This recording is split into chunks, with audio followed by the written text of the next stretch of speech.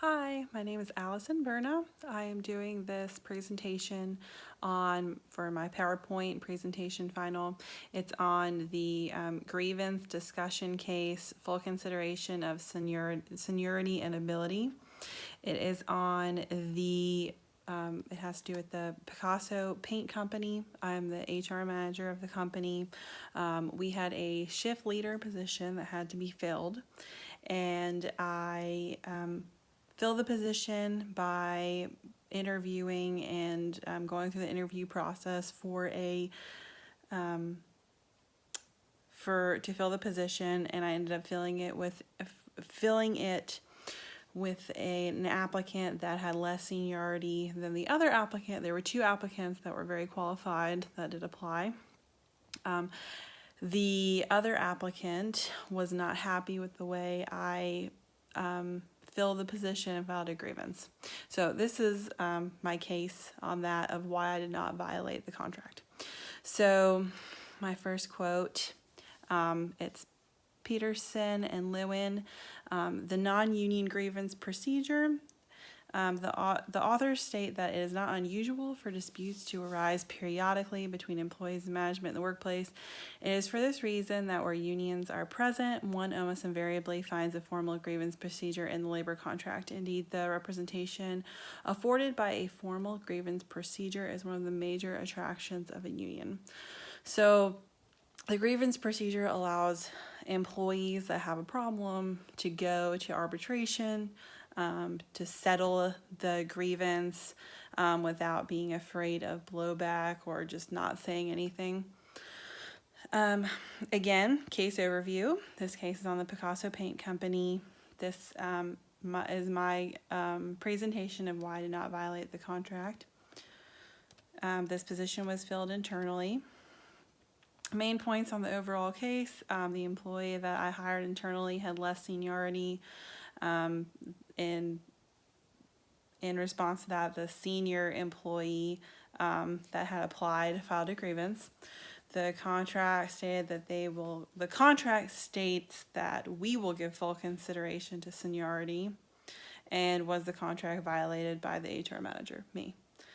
The book Labor Relations states that the grievance procedure provides a fair, orderly, and generally efficient method for resolving rights, disputes, and enforcing union contracts, and is therefore relatively unique in U.S. labor relations, and that it receives broad approval from scholars, policymakers, and labor and management practitioners.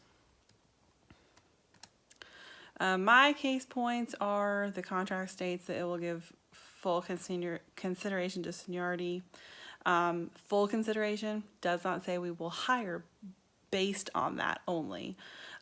We interviewed two different candidates. I filled the position with the candidate that I thought best suited the job. It was the person that had better skills and had more initiative. So while we did give consideration to seniority, the contract doesn't say that we'll hire based on that only.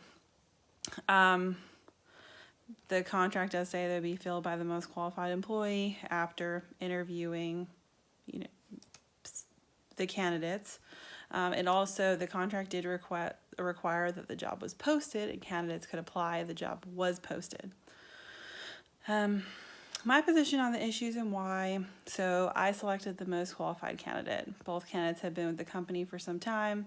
Elder, who is the senior employee, had already resigned from a higher position because he wanted to spend more time with his family. He had flexibility issues. I did have a supervisor evaluate both employees and give feedback on which would be a better fit. And of the two, is decided younger, the one that we did hire for the position had more initiative. My job as an HR manager is to fill the job with the most qualified employee.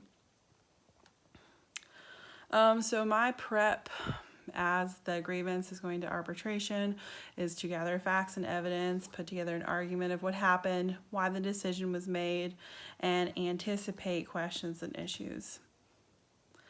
The contract states the requirement for posting the job to allow candidates to apply internally. This was done. these are my points as to why the contract was not violated.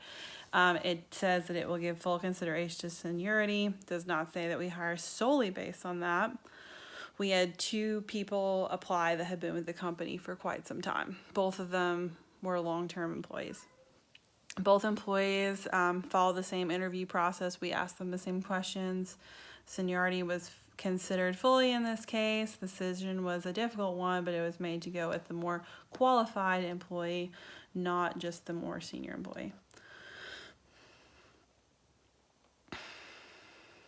So this quote by Barron and Krebs, they argued that voicing options like grievances enhance the efficiency of employee relationships by offering a solution to the problem of employee reluctance to respond to managerial caprice. So my plan of action, if my outcome is received well, the outcome that I wanted, is to sit down with the employee and discuss the grievance. I want to be honest, explain the situation, explain why I chose the candidate I did. I would like to have an arbitrator review the wording of the contract, which they would do during arbitration anyway, and then refine the wording so it's more clear we don't have this situation happen again. I would also like to review Elder's position and see if there are adjustments that can be made that would help with his job satisfaction, or if there are deeper issues that need to be addressed there.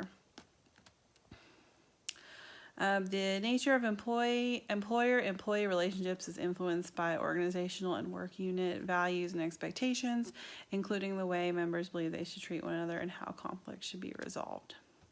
My conclusion is that I followed the contract provisions and handled the internal hiring of employees to the best of my ability, fit the person for the job that was most qualified.